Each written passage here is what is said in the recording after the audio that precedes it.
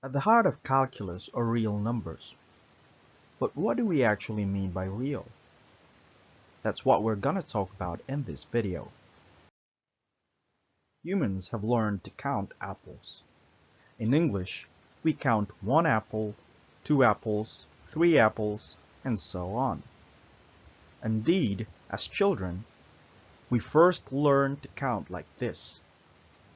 We start with 1, 2, 3, and continue indefinitely, adding 1 every time. This is a very natural way of counting, and hence we call these numbers natural numbers. There are infinitely many of them, and we denote the set of all natural numbers as n. We can add natural numbers. If we have an apple, and then you give me one more apple, I will have a total of 2 apples. We can also multiply natural numbers. If you give me 2 bags of apples, with each bag containing 4 apples, then you are giving me a total of 8 apples. But what about subtraction? If we start with 2 apples, and I give away 1 apple, then I am left with only 1 apple. But if I give away 2 apples, how many apples do I have left? We are left with no apples at all. 0. But remember that because naturally we do not count from 0, 0 is not considered a natural number. What if I promise to give you 4 apples, and I only have 2? I still owe you 2 apples. I have a debt of 2 apples.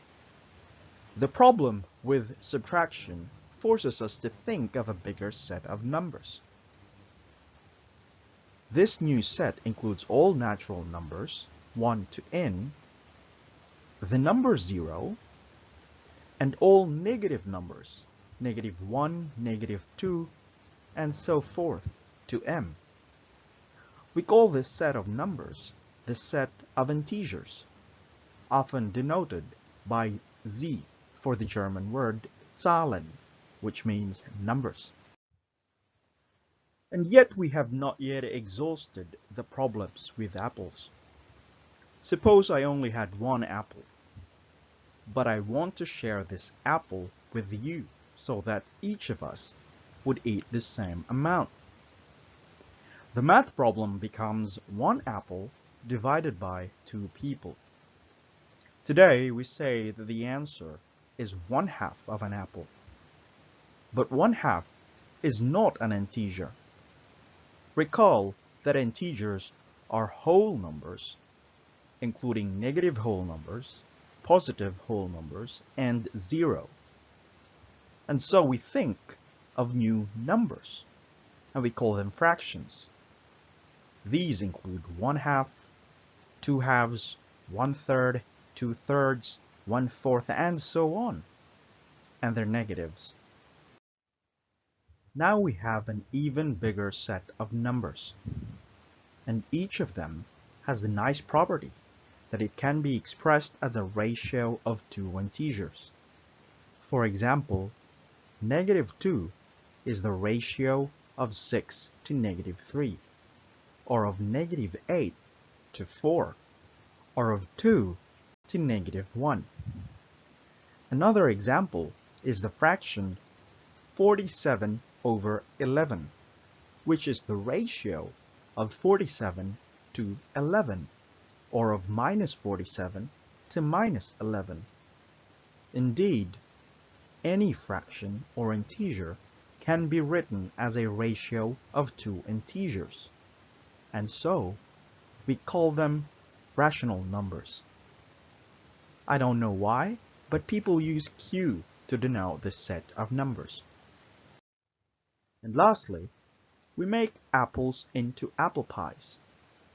One question to ask is, what is the area of this circular apple pie? can we use rational numbers to compute the area? In other words, can we write the area as a ratio of two integers? Unfortunately, the answer to this question is no, we cannot write the area as a ratio of two integers. To account for these numbers that cannot be written as ratios of two integers, we put them in a set called the set of irrational numbers. This set of numbers includes the famous pi, square root of 2, and e. All of these numbers we have discussed so far form the set of all real numbers. We often denote this set with the letter R, understandably. And there we have it. We started counting apples using natural numbers. Then, we talked about how many apples we owe, and so we added negative numbers and 0. And then, we talked about sharing one apple. This required us to think about fractions. We realized that all fractions and integers can be expressed as ratios of integers, and so we call them rational numbers. We then talked about circular apple pies. We learned that their areas cannot be written as ratios of two integers. In fact, there are many such numbers that cannot be written as ratios of two integers. We call them irrational numbers. And all these numbers we use to talk about real apples and real apple pies. These numbers consist the set of all real numbers.